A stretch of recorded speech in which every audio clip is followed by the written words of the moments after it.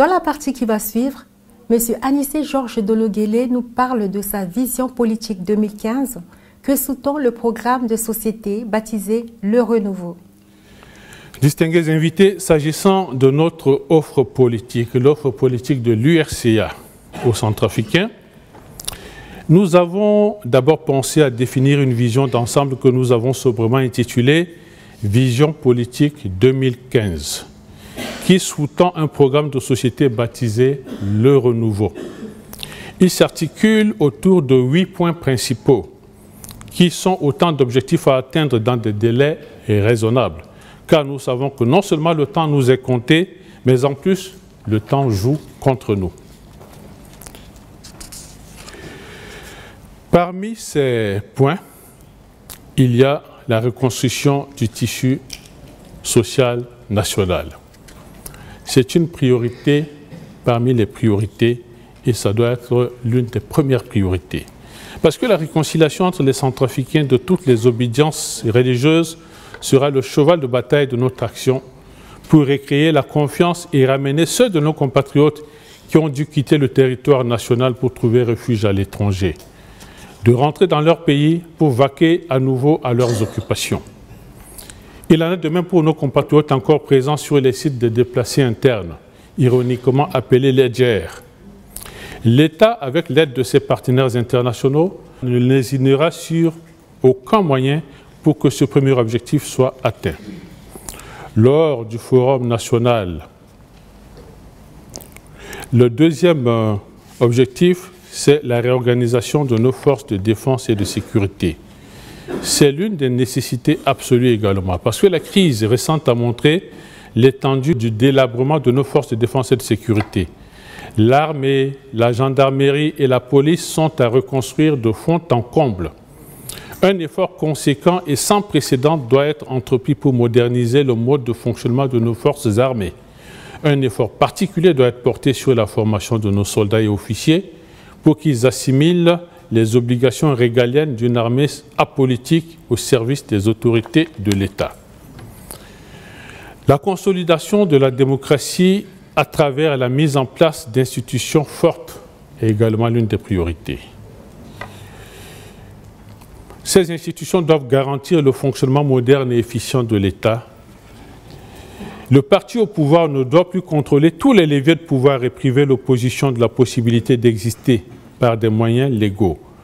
Le gouvernement issu des urnes devra s'engager à mettre en place, dans un délai raisonnable, toutes les institutions prévues par la nouvelle Constitution et affirmer lors du Forum national afin que la vie politique soit apaisée et que nos compatriotes n'aient plus envie de recourir aux armes pour tenter d'accéder au pouvoir.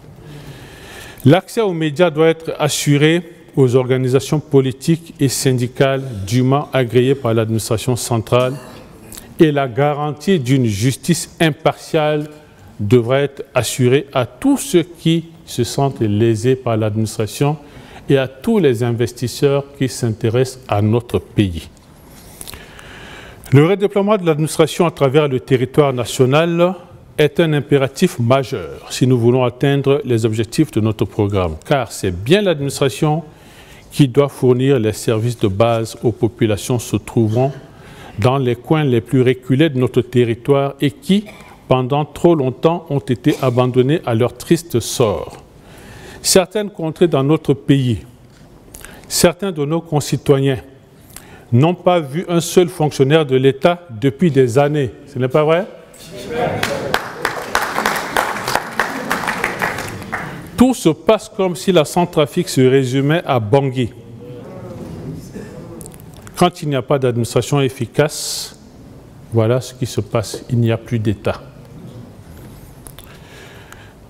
Mesdames et messieurs, nous devons redynamiser notre économie. Ce n'est pas avec nos 50 milliards, 100 milliards de recettes que nous allons reconstruire un jour notre pays. Si vous allez dans les pays voisins, on vous annonce des recettes de 3 000 milliards, de 2 000 milliards, de 4 000 milliards. Vous revenez en Centrafrique, c'est combien? 50 milliards. 5 millions d'habitants, 623 000 km². C'est tout simplement impossible. Donc, l'économie doit être au centre des préoccupations du gouvernement. La création des richesses doit être au centre des préoccupations de l'État. En reconnaissant les limites des capacités financières et budgétaires de l'État, nous avons volontairement placé le secteur privé au centre de la reprise des activités économiques de notre pays. Ce n'est pas l'État qui va créer les richesses, c'est le secteur privé. Le secteur privé est composé pas seulement des étrangers, mais il doit être composé de vous, les Centrafricains. Il faut arrêter de considérer qu'il n'y a qu'un étranger qui peut être commerçant, qui peut avoir une usine. Nous devons former les Centrafricains à faire des industries, à faire du commerce et à s'épanouir dans le secteur privé.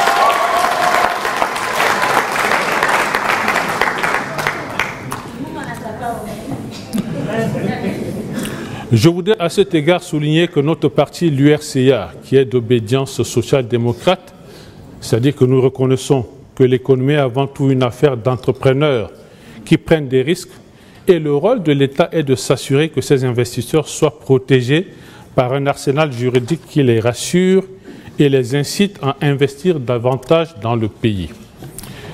L'État se chargera de mettre en place un environnement juridique et judiciaire qui soit propice à la bonne conduite des affaires de notre pays. Nous voulons assurer la communauté d'entrepreneurs et d'hommes d'affaires que la Centrafrique est ce que les anglo-saxons appellent un business friendly, c'est-à-dire que nous sommes ouverts aux investisseurs qui sont scrupuleux et qui sont désirés d'investir dans des projets sérieux pour créer des emplois et pour créer des richesses. Demain, je voudrais que quand vous viendrez ici, que chacun de vous ait une voiture.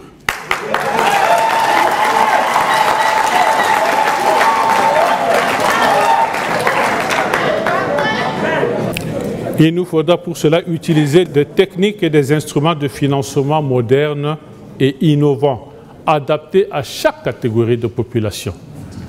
Des microcrédits pour les paysans, pour les femmes, pour les jeunes. Et chaque catégorie devra avoir un type de financement adapté à son activité. Pour cela, nous impliquerons nos partenaires traditionnels ainsi que les pays émergents qui ont fait la preuve qu'il était possible de décoller économiquement dans un horizon de 15 à 20 ans. Tout dépendra du sérieux que nous mettrons dans cet effort et de l'implication des Centrafricaines et des Centrafricains dans les initiatives du gouvernement. Rénovatrices, rénovateurs, nous devons rénover le système éducatif, qui est un souci majeur.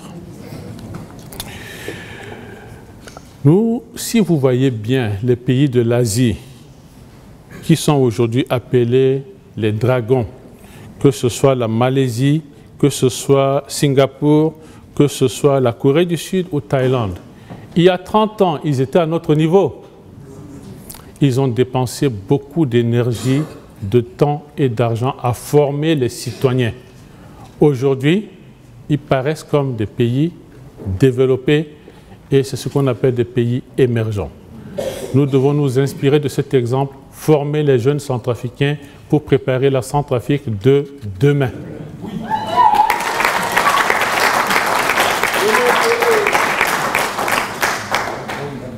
L'éducation et son corollaire, la formation, doivent être placés au centre des préoccupations de l'État et le gouvernement qui sera issu des urnes devra avoir à cœur à reconstruire les écoles, à former les instituteurs et les professeurs afin que ceux-ci soient véritablement armés pour transmettre le savoir et la connaissance à nos enfants ainsi qu'à nos jeunes frères et sœurs pour leur permettre d'être en mesure d'affronter le monde qui les attend avec des outils adéquats.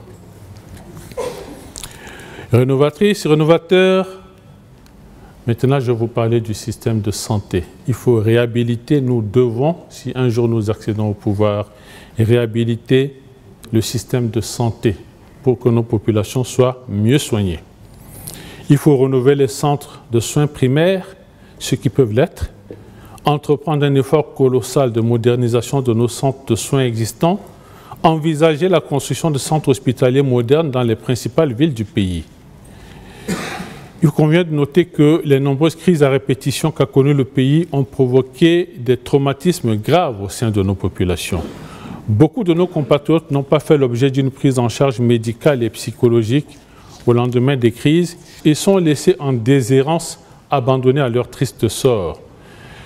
L'effort de réhabilitation de notre secteur santé devra placer au cœur de cette initiative une véritable politique ambitieuse de santé publique qui permette de prévenir les grandes endémies, mais aussi de guérir ceux d'entre nous qui souffrent de maladies diverses non prises en charge par le système de santé actuel.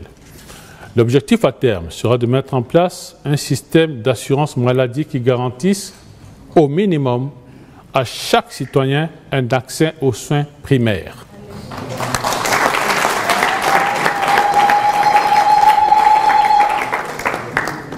Chers amis, il y a tant et tant à faire. Je pourrais vous parler des routes, je pourrais vous parler d'électricité, je pourrais vous parler de téléphone. Il y a tellement de choses à faire. Nous devons commencer par des priorités et ce sont ces priorités qui nous conduiront à plus de moyens pour investir dans ces secteurs. Mais si nous avons autant de crises depuis 30 ans, vous voyez que la raison est toujours politique. Le président Bokassa, tout en étant empereur, tout en étant président pendant 13 ans, est mort dans la misère. Le président Kolingba, qui a été président pendant 12 ans, est mort dans la misère. Le président Dako, qui a été président 2 fois, est mort dans la misère. Le président Patassé, président pendant 9 ans et demi, mort dans la misère.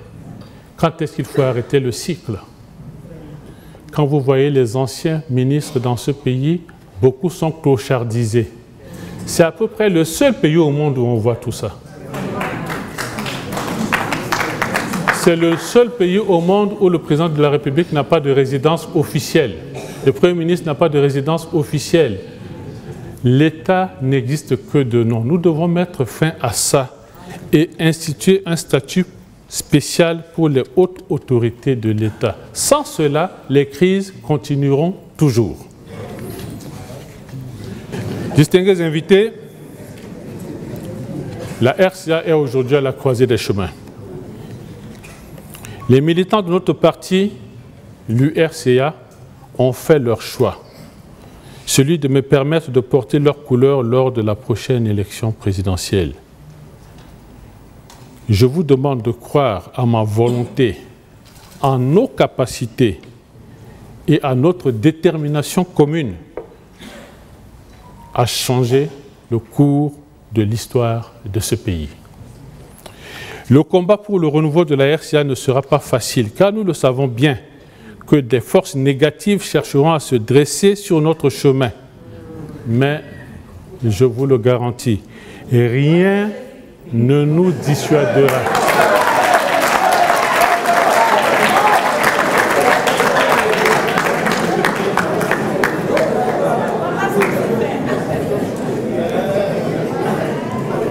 Mesdames et messieurs, rien ne doit nous détourner du chemin que nous avons tracé ensemble et que nous allons baliser ensemble. Ensemble, nous allons sortir ce pays de l'ornière, car telle est la volonté de notre peuple qui mérite de vivre des lendemains meilleurs. Nous le ferons avec les frères et les sœurs des autres partis politiques qui partagent les mêmes aspirations que nous. Nous le ferons avec nos frères et sœurs jeunes et moins jeunes qui se tiennent à distance des partis politiques, mais qui sont aussi des citoyens conscients et responsables. Nous le ferons avec tous les Centrafricains qui voudront bien nous rejoindre. Vive l'URCA!